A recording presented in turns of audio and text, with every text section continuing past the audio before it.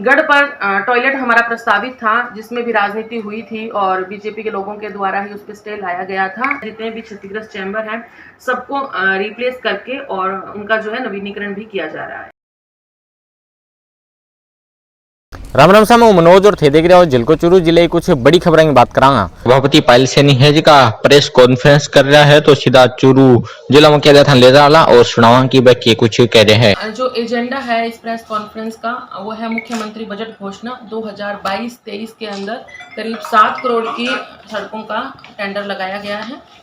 और करीब 34 सड़कें जो है हमने वो चूरू शहर में उनका चयन किया है और इन 34 सड़कों का जल्द ही आगे आने वाले वित्तीय वर्ष के अंदर कार्य जो है वो चालू हो जाएगा।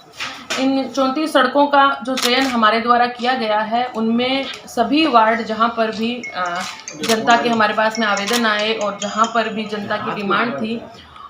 उन्हीं के आधार के ऊपर इनका चयन हुआ है और इसमें हमने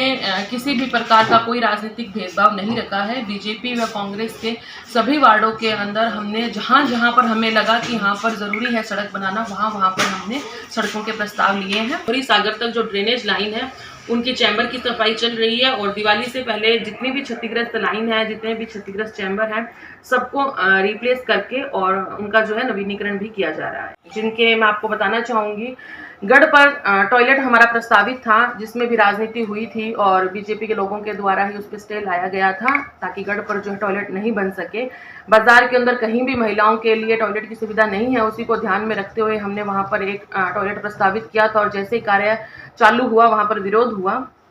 आपको बताना चाहूँगी कि कोर्ट में हमने वो लड़ाई जीत ली है और पुनः उस गढ़ के ऊपर टॉयलेट का कार्य भी आरंभ होगा। इसके साथ ही ट्रॉमल मशीन जो गत दिनों नगर परिषद के द्वारा लगाई गई थी हनुमानगढ़ी के ऊपर, जहाँ से 7,000 टन जो कचरा है वो साफ किया जा रहा है। आप वहाँ पर कभी भी जाकर देख सकते हैं, ट्रॉमल मशीन के द्वारा वहाँ के कचरा साफ का काम जो है वो चल रहा है।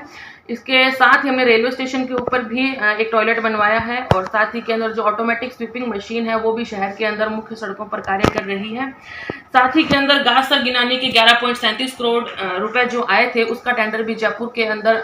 लगा रहे हैं हम। जयपुर से ही वो टेंडर लगवाने की कोशिश है और जल्द इसका कार्य भी आरंभ हो जाएगा। सीवरेज सेकंड फेज का जो बजट है करीब 73 करोड़ रुपए का बजट वो भी नगर परिषद में आ चुका है और उसका जो टेंडर है वो भी हम लोग जयपुर से ही लगवा रहे हैं। इसके अंदर 350 MLD की STP भी बनेगी और इसके साथ ही हमने मुख्यमंत्री जी से 25 करोड़ की और डिमांड करी है नगर परिषद क्षेत्र के अंदर सड़कों के साथ साथ सौंदर्यकरण के लिए भी और जिसमें उन्होंने हमें आश्वासन दिया है कि अगली बजट घोषणा के अंदर वो इस बजट को जरूर स्वीकृत करेंगे। वार्ड नंबर 58 में ही फिर से है वाटर वर्क पंप हाउस से गायत्री मंदिर तक, ward number 17 saint William school से नई सड़क तक, वार्ड नंबर 17 मक्की मस्जिद से हारून पान वाली दुकान तक, वार्ड नंबर 17 दयाल भवन से अक्रम भाटी के घर तक,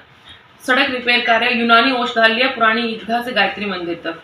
वार्ड नंबर 18 मेन रोड है PWD रेस्ट हाउस से पुरानी नर्सरी तक, राजकीय DB अस्पताल से वन विभाग के मुख्य द्वार तक जो एक महत्वपूर्ण रोड है। उसके अलावा मुख्य सड़क एवं तारानगर रोड को जोड़ने वाली सड़क खेमका स्कूल के सामने से भगवान दास बागला हवेली तक, ये भी वार्ड नंबर 57 में ही है। वार्ड नंबर 17 में ही हाजी आमीन के घर से नई सड़क तक, वार्ड नंबर 57 में ही झारिया मोरी से मर्दा सती मंदिर होते हुए SBI बैंक तक, वार्ड नंबर 28 ये भी बीजेपी का ही वार्ड है, शशिकला जी यहाँ से पार्षद है, रामगढ़िया जी दरवाजा के सामने वाली गली से भैरू जी के मंदिर होते हुए धोबियों के चौराहे तक मुख्य रोड है, करीब 23 लाख की ये रोड है। उसके अलावा आगे भी वार्ड नंबर 31 माननीय पार्षद जगदीश जी मेघवाल के वार्ड में पूर्णाराम प्रजापत के घर से लेकर घटसी राम प्रजापत के घर तक, वार्ड नंबर 57 सेवा समिति गढ़ के पास से शेरू गोयनका के मकान से होते हुए अलाउद्दीन के मकान तक, वार्ड नंबर 16, 17 व 18 3 वार्डों को जोड़ती हुई ये रोड है, गणेश मंदिर जो कि नेचर पार्क के पास में स्थित है वहां से BR ज्वेलर्स तक।